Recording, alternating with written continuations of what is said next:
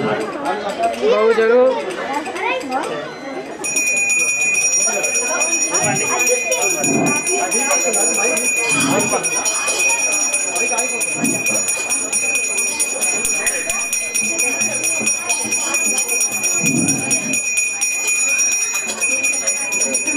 कृष्ण कृष्ण मुकुंद जय हरे कृष्ण कृष्ण मुकुंद जनार्दन कृष्ण गोविंद नारायण हरे अच्युतानंद गोविंद माधव अच्युतानंद गोविंद माधव सच्चिदानंद नारायण हरे सच्चिदानंद नारायण हरे कृष्ण कृष्ण मुकुंद जनार्दन कृष्ण गोविंद नारायण हरे कृष्ण कृष्ण मुकुंद जनार्दन कृष्ण गोविंद नारायण हरे अच्युतानंद गोविंद माधव सच्चिदानंद नारायण हरे अच्युतानंद गोविंद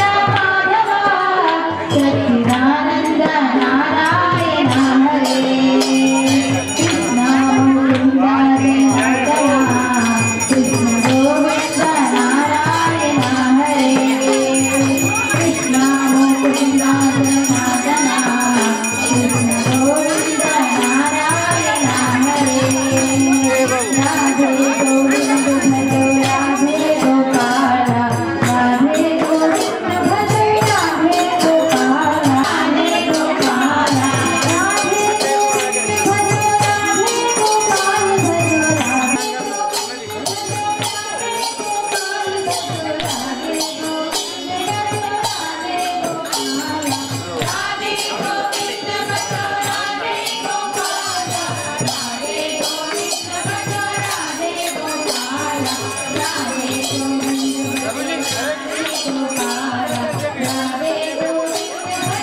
राधे गोपाल राधे गोविंद भजो राधे गोपाल भजो राधे टाइम बागा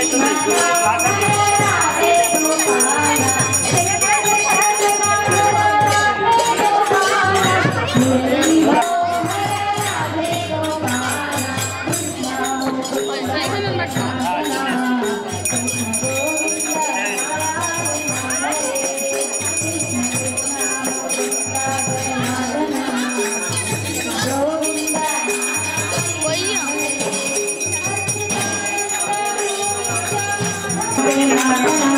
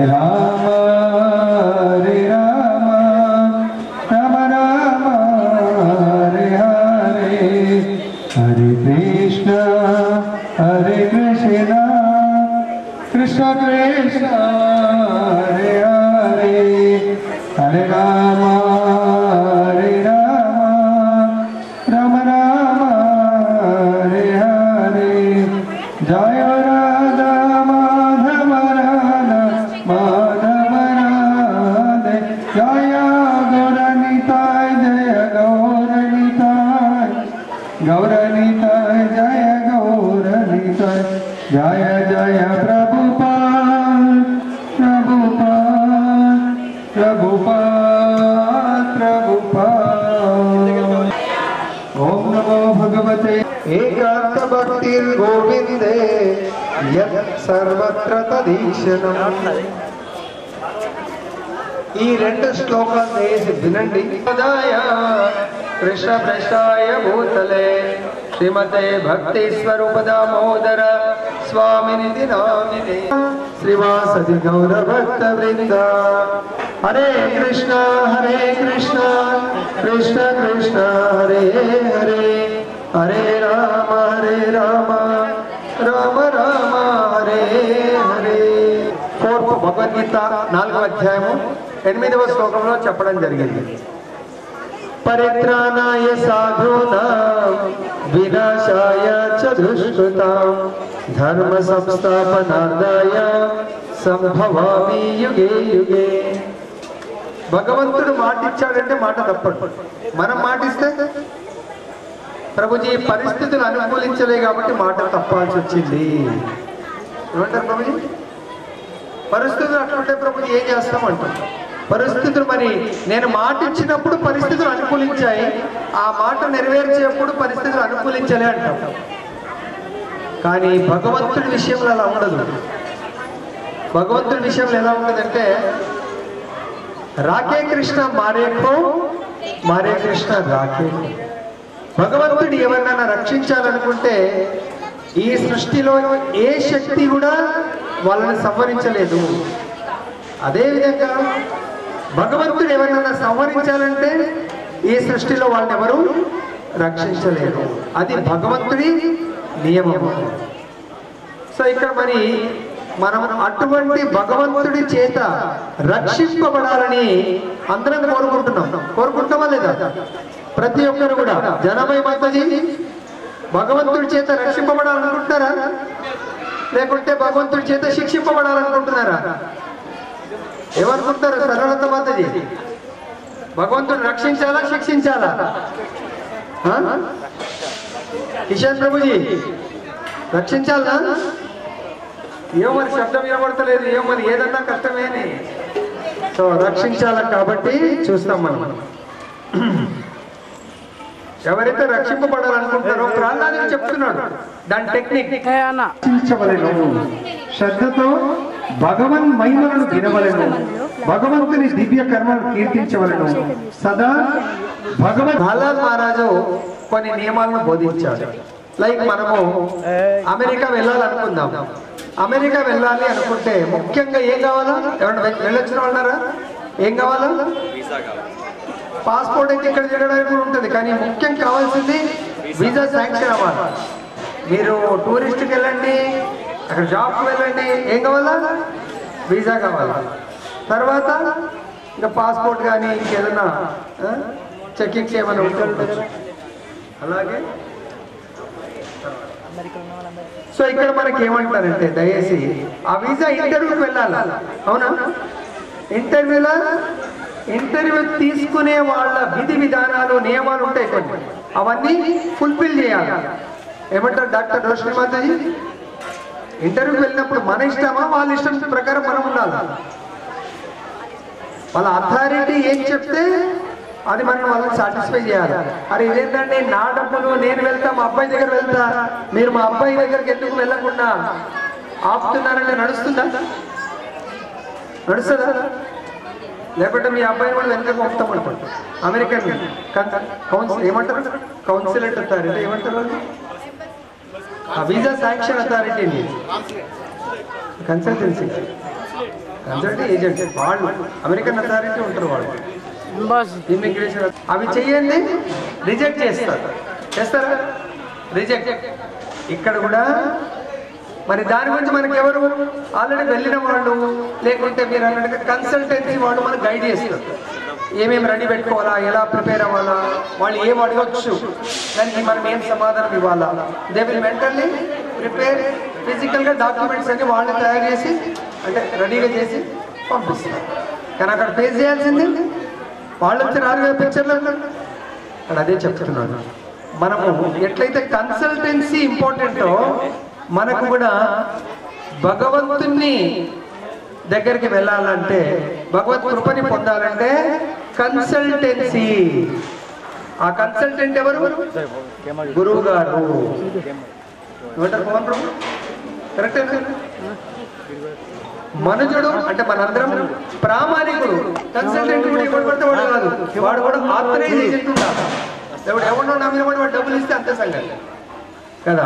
ఇక్కడ కూడా అందుకంటే ప్రామాణికుడు బోనోఫైడ్ ఆథరైజ్. మీరు కూడా అమెరికా చదువుకోవాలని పోతారు, అక్కడ ఎన్నో దాన్ని ఏమంటారు మోసం చేసే యూనివర్సిటీలు కూడా ఉంటాయి, ఫేక్ యూనివర్సిటీస్ ఉంటాయి. అది మనం ఎట్లా కనుక్కోవాలా? సో దానికి కొన్ని రిజిస్ట్రేషన్ నంబర్స్ అవి ఇవిగా ఆ కన్సల్టెన్సీ వాడు అన్ని అక్కడ లింక్ ఉంటుంది కాబట్టి కరెక్ట్గా కనుక్కొని ఇప్పుడు మనం మీరు పట్టుకుంటాం. అవును కదా. అలాగే ప్రామాణికుడైనటువంటి గురుదేవులు పట్టుకోవాలా. ఇక్కడ కూడా ఫేక్ ఎవరైనా ఉంటే కథ మనం అంటే పోతున్నాం. కాబట్టి ప్రామాణికుడు గురుదేవుని ఆశ్రయించాలా. కన్సల్టెంట్ దగ్గర మనం వెళ్తాం కదా, మన దగ్గర ఆయన వస్తాడా? సరే ఎప్పుడన్నా వస్తే వస్తుండొచ్చు, కానీ మ్యాక్సిమం వాళ్ళ ఆఫీస్కి మనం పోవాలి. వాళ్ళ ఆఫీస్ తీసుకొని మన ఇంటికి రాడు కదా. ఏమంటారమ్మా, కరెక్టేనా? వాళ్ళ ఆఫీస్లో ఎవ్రీథింగ్ ఉంటుంది, మనం వెళ్ళాలి. ఆశ్రయించి ఇంకా భక్తి శ్రద్ధలతో అతనిని సేవించి. సో అక్కడ గురుదేవుల వారిని ఎవరైతే సేవించి, ఇక్కడ సేవించడం మనం కూడా ఆ కన్సల్టెంట్ ని సేవించాలా వద్దా? సేవించడం అంటే ఆయన అడిగినటువంటిది మనము ఓకే అని చెప్పాలి, అప్పుడు ప్రాసెస్ స్టార్ట్ చేస్తాడు. ఇక్కడ కూడా సేమ్ సింపుల్ లాజిక్ కదా. సో కానీ అక్కడైతే ఇస్తాం డబ్బులు, ఇక్కడ డబ్బులు ఇవ్వట్లేడు. అర్థమైందా? అట్లీస్ట్ గురుదేవ్ ఏం చెప్తాడో అది వింటే చాలు. ఏమన్నాడు? భక్తి శ్రద్ధలతో అతను సేవించి ఉన్నదంతా అతనికి సమర్పించాలనే ప్రభుజీ. ఇదే పెద్ద ప్రాబ్లం. ఉన్నదంతా సమర్పిస్తే ఎట్లా ప్రభుజీ కదా. సో అక్కడ ఉన్నదంతా సమర్పించడం అంటే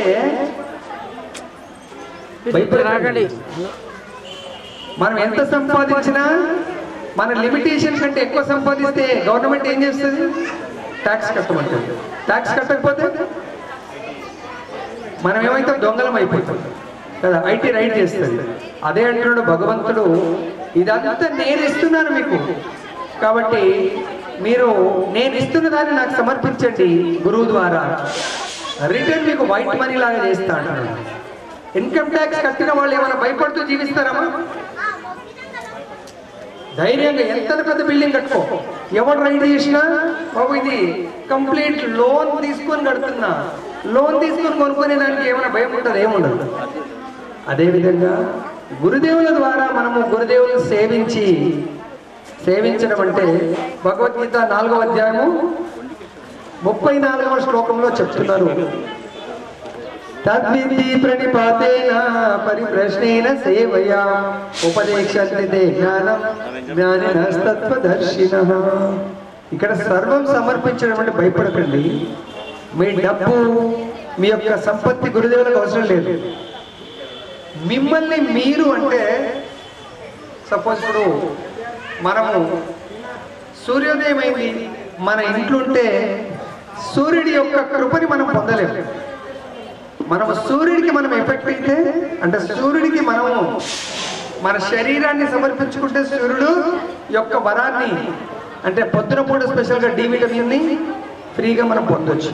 అలానే గురుదేవుల దగ్గరికి వెళ్ళి శ్రద్ధతో ఆయన సేవించడము అంటే ఆయన చెప్పే కథామృతాన్ని శ్రద్ధతో విని పాటించడానికి మనని మనము సుముఖంగా ఆయనకు ఫేవరబుల్గా తయారు కావాలి. దాన్ని మనము సమర్పించుకోవడము అంటారు.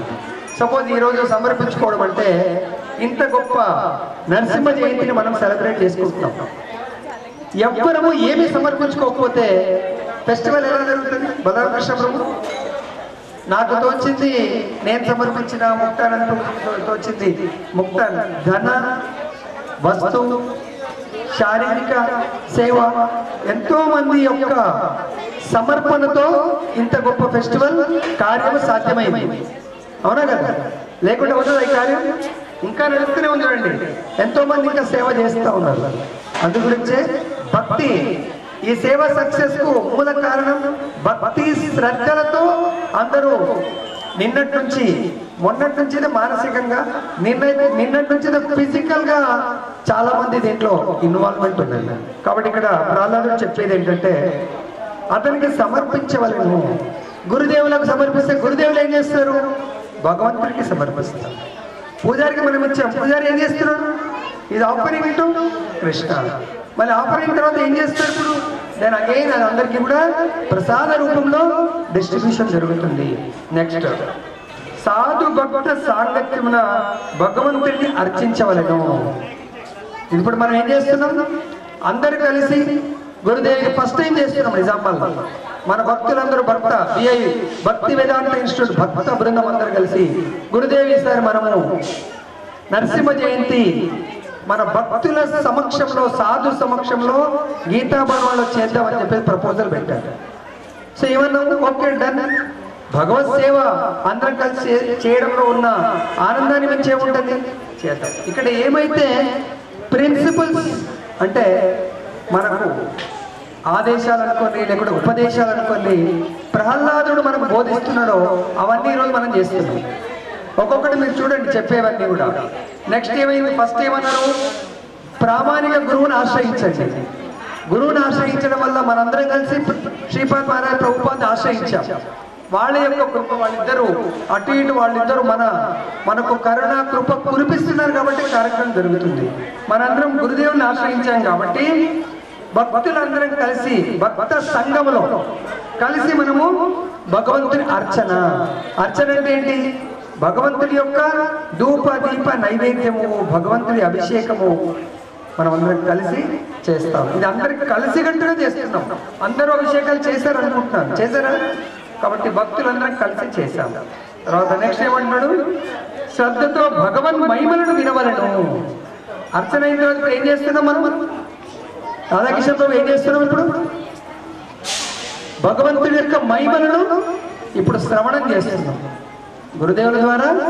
సేమ్ ఇక్కడ ఏం చెప్పారో నేను కూడా హైదరాబాద్ నుంచి వచ్చేప్పుడు ఇదే శ్లోకం చెప్పాలి. దానికి ఒక రాజుగారు ఇలానే భగవంతుని చాలా నిష్ఠగా సేవిస్తాడట. తన గురుదేవులు చెప్పిన ప్రకారం భగవంతుని ధ్యానించడము, భగవంతుని నామ రూప గుణ లీలను శ్రవణం చేయటము, భగవంతుడి కొరకు భగవంతుని అర్చన చేయటము, శ్రీ విగ్రహాన్ని సేవించడము. అయితే ఇలానే భగవంతుడి అవతరణ దినోత్సవం ఆయన ఒక్కడు తపస్సు చేస్తూ ఉంటే ధ్రువ మహారాజుకు కదా సాక్షాత్ శ్రీ మహావిష్ణువు దర్శనమిచ్చినట్టు ఆ రాజుగారికి దర్శనం ఇచ్చాడు. ఇప్పుడు మీ అందరికి ఏమన్నా లెక్చర్ ప్రారంభంలో ఏమన్నా నేను ఎంతమంది భగవద్ దర్శనం కోరుకుంటున్నారు అన్నా. అందరు చేయొచ్చారు దర్శనం కావాలంటే. మరి దర్శనం కావాలంటే ప్రహ్లాదుడు చెప్పిన బోధనను అనుసరించాలి మనం. ఆ రాజుగారు తన గురువు ప్రకారం అనుసరిస్తే భగవద్ దర్శనం దొరికింది. వత్స ఏమి కోరిక కావాలా? ప్రహ్లాదుడు కూడా నరసింహస్వామి వత్సానికి ఏమి కోరిక కావాలని అడుగుతాడు. అప్పుడు ప్రహ్లాదుడు నాకు ఎటువంటి కోరికలు లేవు, ఎందుకంటే నేనే మిమ్మల్ని మా నాన్న ద్వారా ఎంతో ఇబ్బంది పెట్టాను నా వల్ల, కాబట్టి నాకు కోరికలు లేవు అంటాడు. కానీ భగవంతుడు వట్టిగా ఊరుకోడు. తన కొరకు ఇన్ని కష్టాలు పడ్డాడు కాబట్టి ఖచ్చితంగా నువ్వు కోరవలసిందే, నేను కోరిక తీర్చవలసిందే. అప్పుడు ప్రహ్లాదుడు అంటాడు, నాకు జన్మనిచ్చినటువంటి తల్లిదండ్రిని మీ వైకుంఠ లోకానికి ఉద్ధరించండి అని చెప్పాడు. భగవంతుడు అన్నాడు, అది ఆల్రెడీ నువ్వు అడగకున్నా కూడా నా భక్తుడు ఏ ఇంట్లో జన్మిస్తాడో వాడు ఉద్ధరింపబడతారని చెప్పాడు. దాన్ని బట్టి ఎవరి ఇంట్లో ఏ తల్లిదండ్రులు తమ బిడ్డను భక్తి చేస్తారో ఆ తల్లిదండ్రులు బయటికి వాడు ఉద్ధరింపబడతారు. అదే పిల్లలు కోట్లు సంపాదిస్తే ఆ కోట్లతో తల్లిదండ్రులకి ఏమైనా వైకుంఠం పంపగలడా? హరే కృష్ణ. కోట్లు సంపాదిస్తే మరి తన బిడ్డలు కోట్లు సంపాదించాలా, భగవంతుని సేవించాలా? ఏం కావాలా? తండ్రి 5 కోట్లు సంపాదిస్తే మీరు 50 కోట్లు సంపాదిస్తే బాగుంటుంది కదా, బాగుంటుందా? 50 కోట్లలో ఒక 20 కోట్లతో వైకుంఠం పంపొచ్చాము అనుకుంటున్నాను. పంపరాదా? కాబట్టి ఆలోచించండి, తన బిడ్డలను దేనికి పంపాలా? భక్తుడి యొక్క సేవ, భగవత్ సేవకు పంపించండి. అప్పుడు రాజుగారు ఏమన్నా అంటే పాపం ప్రహ్లాదుడు ఏమన్నాడు? తల్లిదండ్రులతో ఉంచమన్నాడు. ఇంకేమైనా కోరిక కోరుకో అంటే, నా తోటి రాక్షస సంతానం అందరినీ కూడా స్వామి ఉద్ధరించండి, లేదు నీ గురించి కోరుకో. ఓకే, ఇతరుల గురించి ఎన్ని కోరికలు కోరినా భగవంతుడు తీర్చుతాడు. తన గురించి కోరుకోమంటే ప్రహ్లాదుడు ఏం కోరిక కోరాడంటే, స్వామి నేను నెక్స్ట్ జన్మ ఎంత నీచాతి నీచమైనటువంటి జన్మ ఎత్తినా పర్వాలేదు నాకు, కానీ ఇక్కడ ఏమంటాడు? మీ యొక్క పాద పద్మాలను వదిలిపెట్టకుండా, మీ పాద పద్మాలకు దూరం కాకుండా ఉండేటువంటి జన్మనివ్వండి, వరాన్ని ఇవ్వండి అని. భగవంతుడి పాద పద్మాలకు దగ్గరగా ఉండాలి. ఈ రాజుగారు కూడా దర్శనం తర్వాత ఏం చేశారంటే, సేమ్ భగవంతుడు ఏం కోరిక ఉంది కోరుకు అంటే, రాజుగారు కూడా పాపం స్వామి నాకు దర్శనం ఇచ్చారు, నా ప్రజలు ఎప్పటికీ దర్శనం ఇవ్వలే కదా, నా ప్రజలందరికీ దర్శనాన్ని పో. మంచిదే కదా కోరిక? మంచిదా చెడ్డదా కోరిక? నవనీత ప్రభు మంచిదేనా?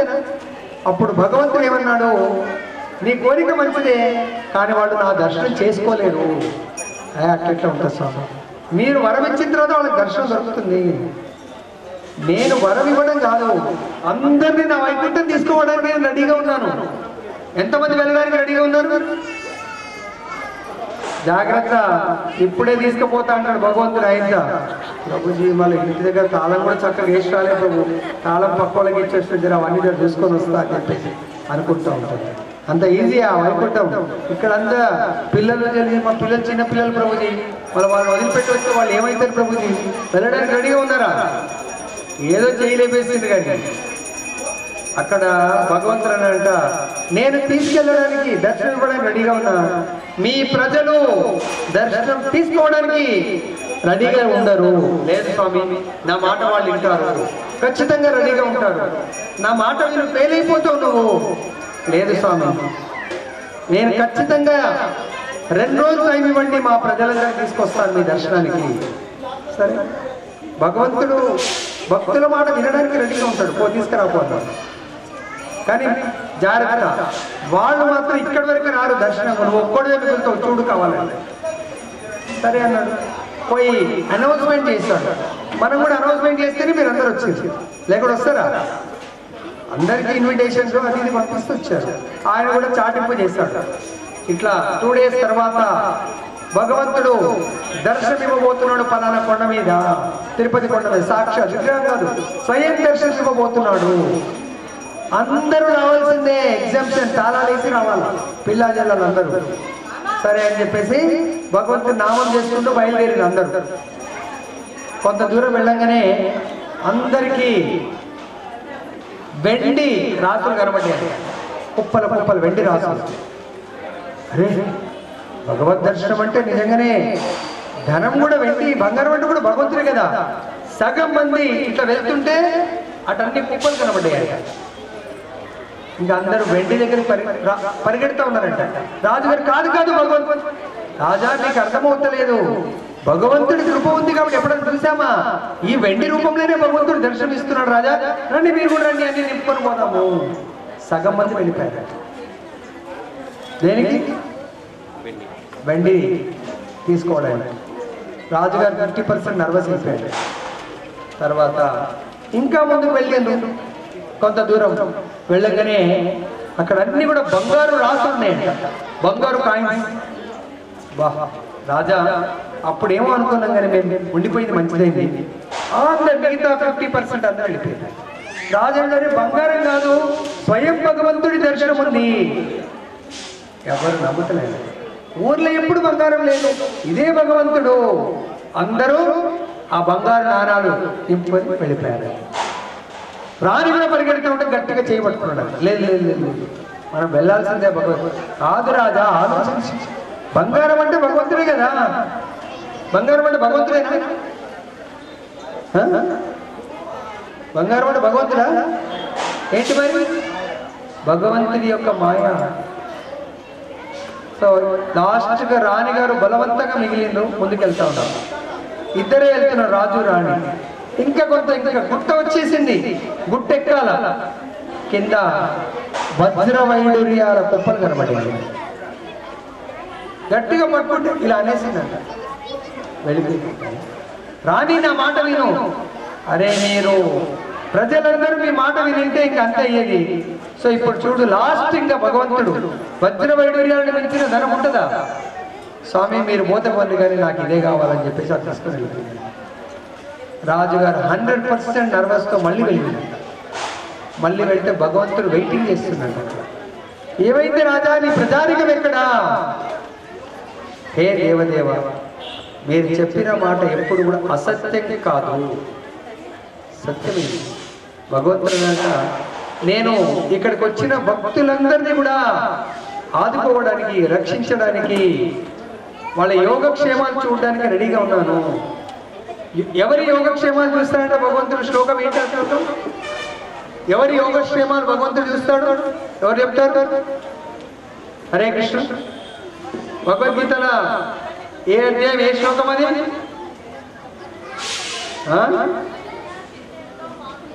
ఎవరు చెప్తున్నారు? వినబడతాడు నాకు ఎక్కడ? చెప్పండి. వెరీ గుడ్, చెప్పండి. రాజమణి మాతాజీ చాలా సీనియర్ భక్తురాలు, ఎంత అద్భుతంగా చెప్పింది చూసారా?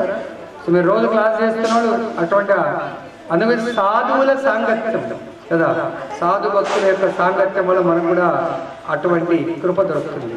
భగవంతుడు 9 ఎంత శ్లోకం నంబర్ 22, 9వ అధ్యాయము 22వ శ్లోకం కావాలంటే చూసుకోవచ్చు. అనన్య చింతయంతో మాం ఏ జన పర్యుపాసతే తేషాం మిథ్యాభియుక్తానాం యోగక్షేమం వహామ్యహం. ఇక్కడ కూడా ఈరోజు ఏమొచ్చింది? నా గురించి, భగవత్ పాద పద్మాల గురించి చింతించాలని వచ్చిందా? చెప్పిన గుర్తుందా? ఎవరైతే భగవంతుడి చింతన చేస్తారో, అన్య చింతన మానేసి భగవత్ చింతన చేసే వాళ్ళ యొక్క యోగక్షేమాలు చూసుకుంటానన్నాడు. రాజుగారు భగవంతుడి దగ్గరికి తీసుకొస్తే వాళ్ళందరూ ఏ చింతన చేస్తారు? 50% వెండి చింతన చేశారు, ఇంకా 50% బంగారం చింతన చేశారు. స్వయం రాణిగారు ఏ చింతన చేశారు? వజ్ర వైడూర్యాలు. కానీ ఆ భగవంతుడు, ఈ వజ్ర వైడూర్యాలు భగవంతుడి ముందు లెక్క. కాబట్టి ఆ భగవంతుడికి ఈక్వల్ అయినటువంటి ఈ కాలంలో రోజు భగవంతుని దర్శించుకోవచ్చు. ప్రతిరోజు, ప్రతి నిమిషము. ఏ రూపంలో? నామ చింతామణి, హరినామ చింతామణి. ఎవరైతే ఇలా మాల మెడలు వేసుకుంటారో, మాలని పట్టుకుంటారో, భగవంతుడి యొక్క పాద పద్మాల ఆశ్రయాన్ని పొందినట్టు. కాబట్టి ఎంతమంది ప్రతిరోజు, ప్రతి నిత్యము, ఏమి నియమాలు లేవు మళ్ళీ. అదే ఎవరన్నా స్పెషల్గా మాతాజీలు భగవంతుడి పాద పద్మాలు ప్రతిరోజు, ప్రతి క్షణం పట్టుకోగలుగుతారా? అట్లీస్ట్ స్పెషల్గా మాతాజీస్కి ఒక 5 రోజులు పట్టుకోలేదు, అవునా కదా? బ్రేక్, 5 days బ్రేక్ ప్రభు చేస్తూ అన్ని రోజులు. కానీ భగవంతుడి నామరూపంలో సింగిల్ డే కూడా నామరూప భగవంతుని ఆశ్రయించడానికి, పాదపద్మాలు పట్టుకోవడానికి ఎటువంటి నియమాలు లేవు, ఎటువంటి కండిషన్స్ లేవు. కాబట్టి ఇప్పటికైనా ఆ రాజుగారు భగవద్ దర్శనం చేసుకున్నారు, రాజుగారు లేకపోయారు. ప్రహ్లాదుడు భగవద్ దర్శనం చేసుకున్నాడు. మనందరం కూడా ఇప్పుడు చెప్పండి, ఎంతమంది భగవంతుడి సాక్షాత్ దర్శనం చేసుకోవాలనుకుంటున్నారు? ఏమి కండిషన్స్ లేవో, మా చేతులు ఇవ్వవచ్చు ధైర్యంగా, ఏం కండిషన్స్ ఏం పెట్టలేను.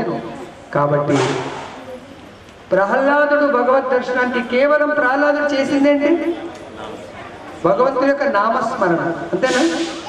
ఇంకేమైనా చేశాడా? నిత్యము నామస్మరణ చేశాడు, భగవద్ దర్శనం దొరికింది. ఈరోజు ఎవరైతే ఈ మాల ఇప్పటివరకు ఇంకా చేయట్లేదో, భగవత్ కథామృతం వినట్లేదో, మీకు ఈరోజు ఈవినింగ్ నుంచే భగవంతుడు ఆయన కథామృతం రూపంలో మీ ఇంట్లో మీకు దర్శనం ఇస్తాడు, చూసుకోండి.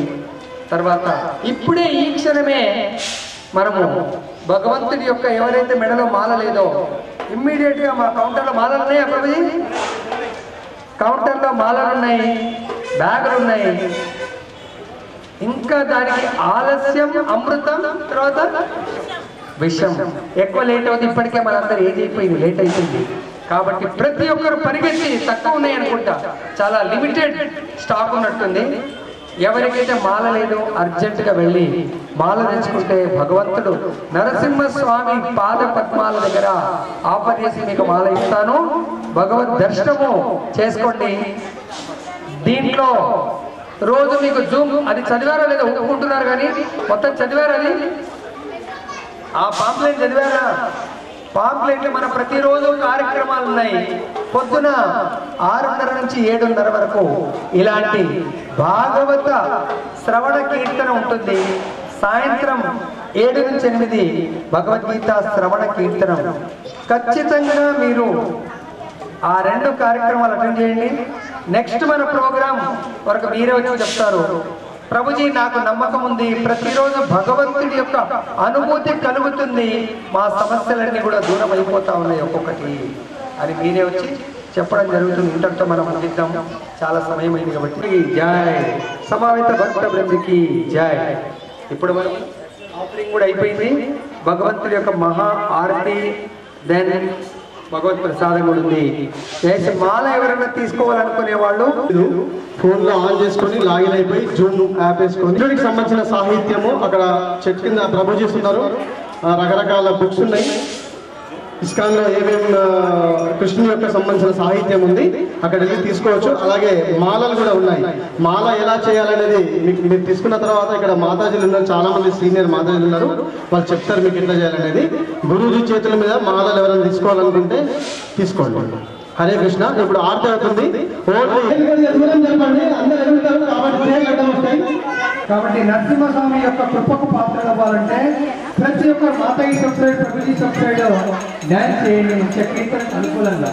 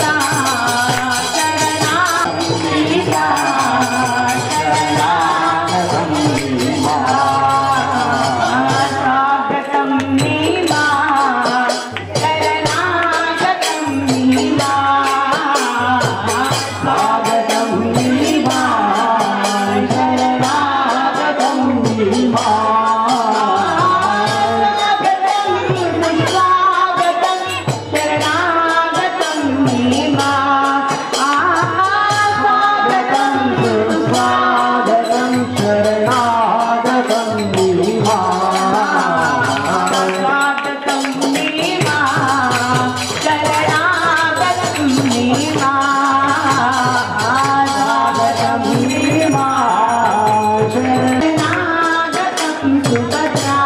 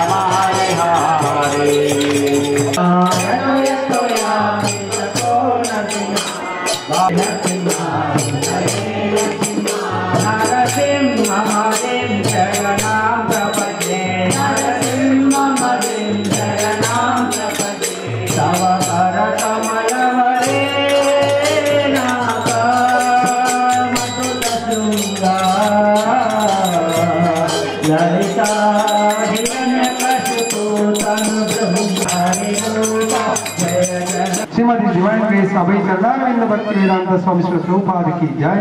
अनंत कोटि वैष्णव भक्तवृंद की जय। रामाचार्य श्री हरिदास ठाकुर की जय। प्रेम से कहो जय श्री कृष्ण चैतन्य प्रभु नित्यानंद श्री अद्वैत गदाधर श्रीवासदि गौर भक्तवृंद की जय। श्री राधा नरसिंहदेव आयुर्भावतिथि महामहोत्सव की जय। निताय गौर प्रेमानंदे। All glories to assembled devotees, Hare Krishna. All glories to assembled devotees, Hare Krishna. All glories to assembled devotees, Hare Krishna. All glories. Okay. Hare Krishna. మేము భక్తి వేదాంత ఇన్స్టిట్యూట్ ఆధ్వర్యంలో నరసింహస్వామి యొక్క ఆవిర్భావ తిథి మహోత్సవాన్ని గీతాభవన్లో జరుపుకుంటున్నాము. భగవంతుడు నరసింహస్వామి ప్రహ్లాదుని ప్రసన్నం చేయడానికి, ప్రహ్లాదుని రక్షించడానికి రావడం జరిగింది. భగవద్గీతలో భగవంతుడు చెప్పాడు, పరిత్రాణాయ సాధూనాం వినాశాయ చతుష్కృతాం ధర్మ సంస్థాపనార్థాయ సంభవామి యుగే యుగే. భగవంతుడు ప్రతి యుగంలో భక్తులను రక్షించడానికి, దుష్టులను శిక్షించడానికి కొరకు, ధర్మాన్ని పునఃస్థాపించడానికి కొరకు, అధర్మాన్ని నశింపజేయడానికి కొరకు రావడం జరుగుతుంది. ఈ యొక్క లీలలో మనం చూడొచ్చు, భగవంతుడి దశావతార లీలలు ఉంటాయి. దశావతారంలో భగవంతుడు మత్స్యావతారంలో వేదాలను ఉద్ధరించడానికి కొరకు, కూర్మావతారంలో దేవతలను ఉద్ధరించడానికి కొరకు అమృతం ద్వారా, వరాహ అవతారంలో భూమాతను ఉద్ధరించడానికి, హిరణ్యాక్షుని సంహరించడానికి, నరసింహావతారంలో ప్రహ్లాదుని ఉద్ధరించడానికి కొరకు, హిరణ్యకృష్ణుని సంహరించడానికి కొరకు, అదేవిధంగా రామావతారంలో వర్ణాశ్రమ పద్ధతిని భగవంతుడు ఈ లోకానికి చాటి చెప్పడానికి కొరకు, మనము బయట ప్రపంచంలో ఎన్నో ధర్మాలను పాటించాలా, లైక్ దాంట్లో తల్లి ధర్మము, తండ్రి ధర్మము, కొడుకు ధర్మము, రాజు ధర్మము, ప్రతి ధర్మాన్ని రామచంద్రుడు పునఃస్థాపించాడు. ఆ విధంగా భగవంతుడి అవతారం అంటేనే మనందరికీ కూడా ఆదర్శవంతమైనటువంటి జీవితాన్ని ఇవ్వడానికి కొరకు లాస్ట్కు మనందరం తిరిగి భగవద్ధామం ఎలా వెళ్ళాలి అని భగవంతుడు చూపించడానికి కొరకు రావడం జరుగుతుంది. కలియుగంలో చాలా సులభమైన మార్గము చైతన్య మహాప్రభు మనందరికీ కూడా ప్రేమ ధనమైనటువంటి హరినామ సంకీర్తన ధనాన్ని మనకు ప్రసాదించారు. ఎవరైతే హరినామాన్ని స్వీకరిస్తారో వాళ్ళు లాస్ట్కు భగవంతుడి ధామం వెళ్ళడము సత్యము అని చైతన్య మహాప్రభు నిరూపించారు. థ్యాంక్ యూ వెరీ మచ్ మీ అందరికీ కూడా. హరే కృష్ణ కృష్ణ కృష్ణ హరే హరే, హరే రామ రామ రామ హరే హరే. సో మీడియా వాళ్ళందరికీ కూడా చాలా సెలబ్రేషన్స్ మేము ఇక్కడ జరుపుకున్నాము. నరసింహస్వామి ఎందుకు అవతరిస్తాడంటే భక్తుల యొక్క విఘ్నాలను తొలగించడానికి ఆయన ఈ అవతారాన్ని తీసుకుంటాడు. ప్రహ్లాద్ని అనుక్షణం ఎప్పుడూ రక్షిస్తూ ఉంటాడు. అట్లాగే భక్తులందరినీ ఎల్లవెల్లలా కాపాడుతూ ఉంటాడు. అందుకే ఇది మేము గ్రాండ్ ఇస్కాన్లో భక్తుల యొక్క ఇన్స్టిట్యూట్ అందరూ గ్రాండ్ సెలబ్రేషన్గా చేస్తూ ఉంటాము. Hare Krishna. Thank you Prabhu. Hare Krishna Krishna Krishna Hare Hare, Hare Rama Rama Rama Hare